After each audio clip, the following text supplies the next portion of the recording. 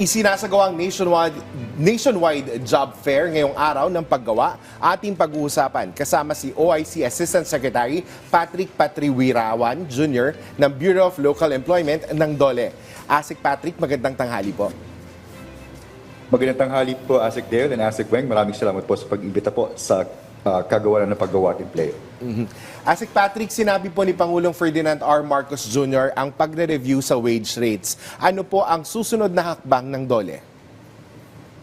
Opo, kanina nga po bilang direktiba po ng Pangulo, ang ating pong mga regional tripartite wage and productivity boards ay magsisimula na po sa kanilang pagre-review ng kanilang wage rates kasama po ang mga sektor ng labor at employer at iba pang mga ahensya po ng pamahalaan.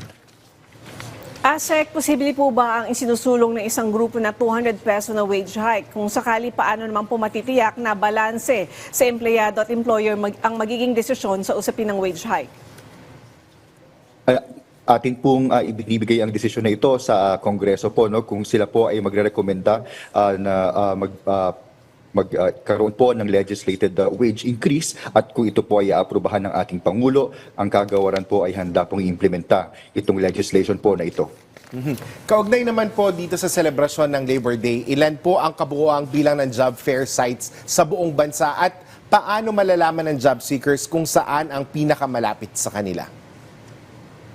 Yes po, Asik Dale, meron po tayong 69 job fair sites nationwide at maaari po nating tignan ang detalye po ng mga job fair sites po na ito sa mga social media pages po ng ating DOLE regional offices. Sa kasalukuyan po, meron na po tayong 250,000 vacancies mula po sa 2,500 participating employers. Asek, pwede niyo po bang ibahagi sa amin kung ano yung mga industriya ang may pinakamaraming bakanting posisyon ngayong taon? Yes po, mula po sa naitala natin, ang mga industriya po na nakita nating maraming vacancies na nai-report po ay ang manufacturing, retail, business process outsourcing, accommodation and food service, at financial and insurance activities. Asik Patrick, ano naman po ang mga top job vacancies na inaalok sa nationwide job fair ngayon at anong kwalifikasyon po ba yung kinakailangan para sa mga ito? Yes po, Asik, meron po tayong vacancies sa production operators na nasa 34,000, sales clerk or sales assistants na nasa 31,000, call center representatives 18,200, service crews na nasa 12,200, at microfinance officer na nasa 9,700. Pinapaalala po natin sa ating mga kababayan, sa mga job seekers po natin na tutungo po sa mga job fair sites po natin na magdala po ng kanilang updated resume at CVs, at kasama po ang mga pre-employment document requirements katulad po ng birth certificate, NBI clearance. Pero kung wala po kayong dalang mga ganitong certification, meron po tayong one-stop shop government services para po mas mapadali ang inyong pag-a-apply po ng trabaho. Asek, paano naman po yung 200,000 na trabahong inaalok? Ilan po dito yung para sa local at ilan po para sa overseas employment? Yes po, Asik Weng, meron po tayong na-monitor na 208,000 na local employment opportunities at meron naman pong 46,000 vacancies para sa overseas employment. Kaya po ang total na po natin ngayon, umabot na po sa 255,000 na vacancies nationwide. Asik Patrick, may mga oportunidad din po bang available para sa mga first-time job seekers at doon sa mga hindi nakapagtapos ng kolehiyo?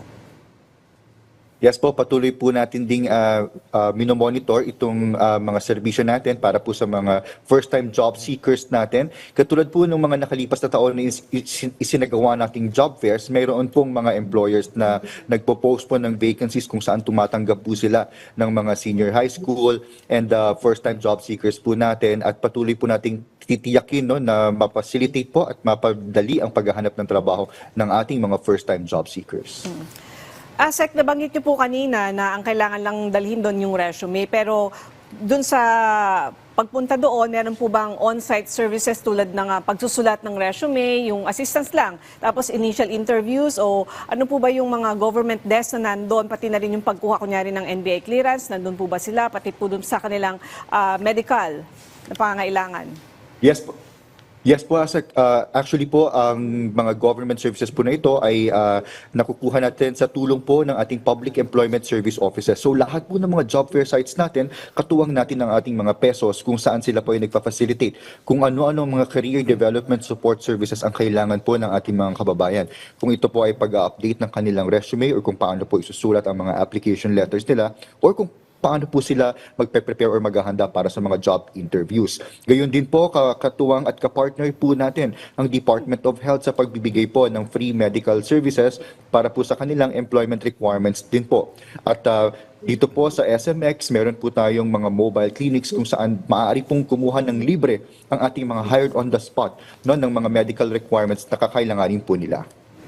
Asek, siguro po mensahe nyo na lang po at paalala sa mga manggagawang Pilipino ngayong Labor Day. Yes po, inaanyayahan po natin lahat ng mga kababayan natin na hindi pa po nakakatungo sa mga job fair sites natin nationwide na magtungo po sa ating pinakamalapit na mga job fair site activities. Makikita nyo po ito sa mga social media pages po ng Department of Labor and Employment Regional Offices at tayo po ay magsasagawa ng job fair hanggang 5 o'clock po ng hapon ngayon. Siguruhin po natin na may dala po tayong updated na resume at kopya po ng ating mga application letters, diploma, transcript of records at mga training certificates. Okay, maraming salamat po sa inyong oras. OIC Assistant Secretary Patrick Patriwirawan Jr. ng Bureau of Local Employment ng DOLE. Thank you, sir. Maraming salamat po, Asek Weng and Asek Dale. Happy Labor Day po.